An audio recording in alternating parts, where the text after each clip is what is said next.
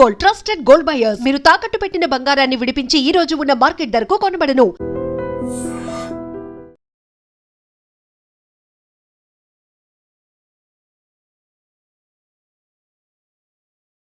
Hi namaste, welcome to iDream media. నేను మీ రొద్దం శ్రీనివాస్. ప్రముఖ geo political analyst Mandadi Krishna Reddy గారు ఉన్నారు. నమస్తే కృష్ణారెడ్డి. నమస్తే అండి.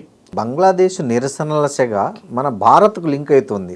అసలు బంగ్లాదేశ్లో నిరసనలు చేసేవాళ్ళు మమతా బెనర్జీ సీఎం ఉండాలి వెస్ట్ బెంగాల్ కానీ స్లోగన్లు చేస్తున్నట్లు వార్తలు వస్తున్నాయి. ఇందులో నిజం ఎంత అబద్ధం ఎంత అనేది మనకు తెలియదు.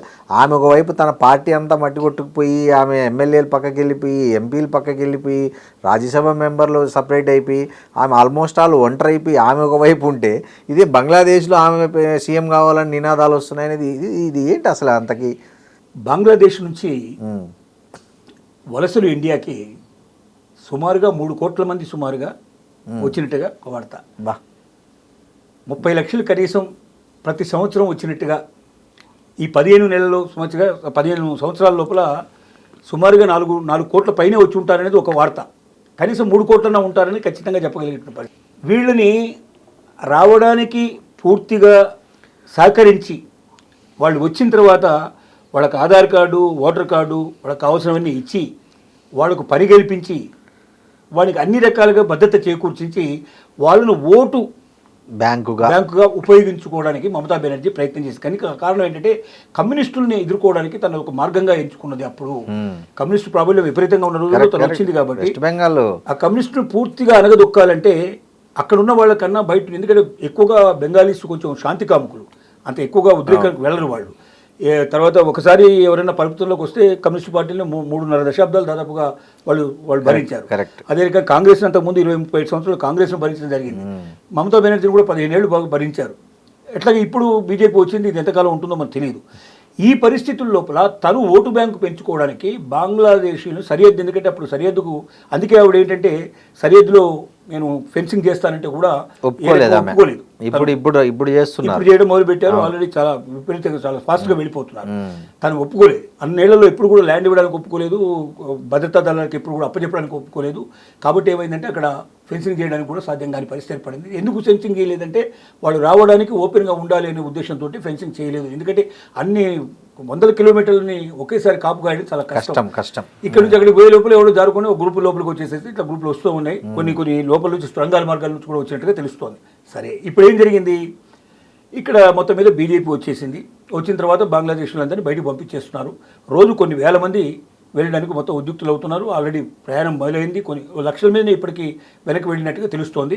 ప్రతి ఒక్కరిని ఏరి బయటకు పంపించేందుకు ప్రయత్నం చేస్తూ ఉంది ఇప్పుడున్న బెంగాల్ సుడేందు నాయకత్వంలో ఉన్నటువంటి.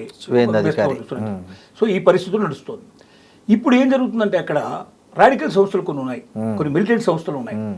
ఈ మిలిటెంట్ సంస్థలు ఏం చేస్తున్నాయంటే బంగ్లాదేశ్ లోపల వీళ్ళందరూ కూడా అక్కడికి వచ్చేయడం వల్ల వీళ్ళకి మరి ఉద్యోగాలు, వసతి అవకాశాలు ఏమీ లేవు. అన్ని వదులుకొని వెళ్ళిపోయిన వాళ్ళు. మళ్ళీ ఇప్పుడు వెళ్ళి వాళ్ళ ఊళ్ళల్లో ఏమైనా ఉన్నాయని వెతుక్కోవాల్సిన పరిస్థితి. అక్కడ ఉన్న వాళ్ళకే ఇప్పుడు ఎంప్లాయ్మెంట్ లేదు, ఉన్న వాళ్ళకే బతుకు తెరువు సరిగా లేదు. బంగ్లాదేశ్ పేద దేశం అని మనకు తెలిసిన విషయం. ఇప్పుడు ఈ 2-3 కోట్ల మంది 4 కోట్ల మంది ఒకేసారి ఒకవేళ వచ్చేస్తే బంగ్లాదేశ్లో పరిస్థితులు చాలా ఘోరంగా తయారవుతాయి. ఉన్న వాళ్ళ పరిస్థితులు పోతాయి, కొత్త వాళ్ళకు కూడా పరిస్థితులు రాని పరిస్థితి ఏర్పడుతుంది. కాబట్టి వీళ్ళని వీలైనంత వరకు అక్కడే ఉంచాలి అంటే ఎవరు ఉండాలి అక్కడ? మమతా బెనర్జీ ఉండాలి. కానీ సాధ్యం కాదు. కాబట్టి మమతా బెనర్జీ మళ్ళీ తిరిగి సీఎంగా రావాలి అని ప్రొటెస్ట్లు బంగ్లాదేశ్లో చాలా వీడియోస్ కూడా దీని మీద చాలా విచిత్రం కదా అసలు.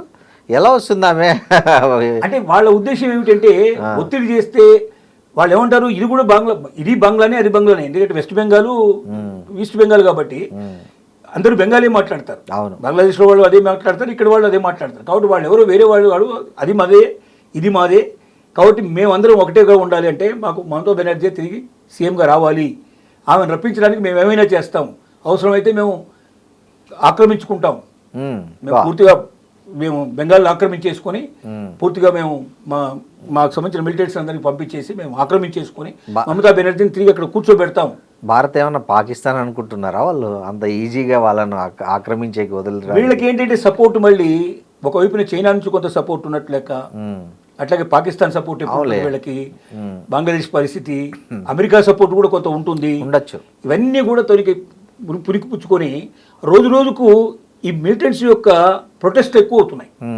ఇది ఒక విచిత్రమైన పరిస్థితి. చాలా విచిత్రమైనది. దీనివల్ల ఇప్పుడు ఏమవుతుందంటే మమతా బెనర్జీ చేసింది ఖచ్చితంగా ఈమె చేసిన పని ఇప్పుడు అందరికీ బయటగా తెలుస్తోంది. ఎట్లాగా ఈ ముస్లిమ్స్ని, బంగ్లాదేశ్ ముస్లింని ప్రోత్సహించినట్టుగా, వాళ్ళని ఎక్కువ ఎంకరేజ్ చేసి పిలిచినట్టుగా, తనే పెద్దపీట వేసినట్టుగా, తనే వాళ్ళకి కావాల్సిన ఆధార్ కార్డు కానీ ఓటర్ కార్డు కానీ అన్ని కార్డులు ఇప్పించేసేసి వాళ్ళకి పని ఇప్పించేసేసి వాళ్ళని బంగ్లాదేశ్లో అంతర్భాగంగా చేసి తన గెలుపు కోసం వాళ్ళని వాడుకున్నది అనే విషయం చాలా స్పష్టంగా అర్థమయ్యేట్టుగా చేస్తున్నారు.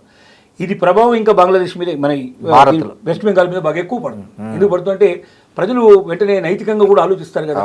ఇది ఒక కానీ ఇప్పుడు సర్తో వాళ్ళని ఏరేయడం అనేది సాధ్యమవుతుందా? అలా బంగ్లాదేశ్ నుంచి వచ్చి ఇక్కడ సెటిల్ అయిన వాళ్ళు 90% ఏరేసినట్టుగా తెలుస్తుంది. 90% ఏరేస్తారు. సో కొంతమందిని వెళ్ళిపోమని కూడా చెప్పినట్టున్నారుగా, టైం ఇచ్చి, డెడ్ లైన్ ఇచ్చి. వెళ్ళిపోతున్నారు. వాళ్ళు లక్షల మీద వెళ్ళారు. ఇప్పుడు లక్షల మీద వెనక్కి వెళ్ళారు. ఒక 5-6 లక్షల మంది ఇప్పటికే వెళ్ళిపోయినారు.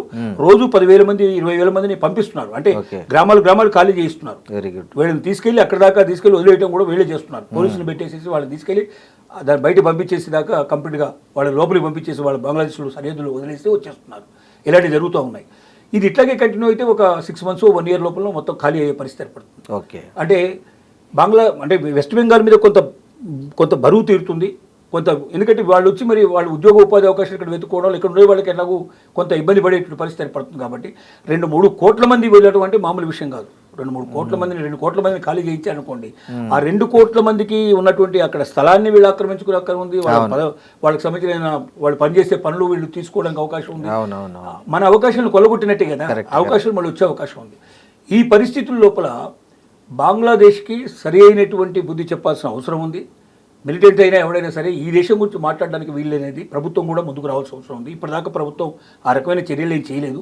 వీళ్ళు చేస్తున్న పని ఏంటంటే సైలెంట్గా జనాల్ని బయటకు పంపించే ప్రయత్నం మొదలుపెట్టారు. ఈ ప్రయత్నం పూర్తి అయిన తర్వాత కానీ మరి ఏమైనా ఈ లోపల ఏమైనా డెసిషన్ తీసుకుంటారో తెలియదు. కానీ మిలిటెంట్స్ మాత్రం రోజుకు అక్కడ బాగా విపరీతంగా పెరుగుతున్నారు. గ్రూపులు పెరుగుతున్నాయి. ఎక్కువ మంది అక్కడ ప్రొటెస్ట్ చేస్తున్నారు. ఆ రకమైన ప్రొటెస్ట్ అక్కడ కనబడుతుంది. వీడియోల రూపంలో బయటకు వస్తూ ఉన్నాయి. ఇది మాత్రం వాస్తవమైన విషయం.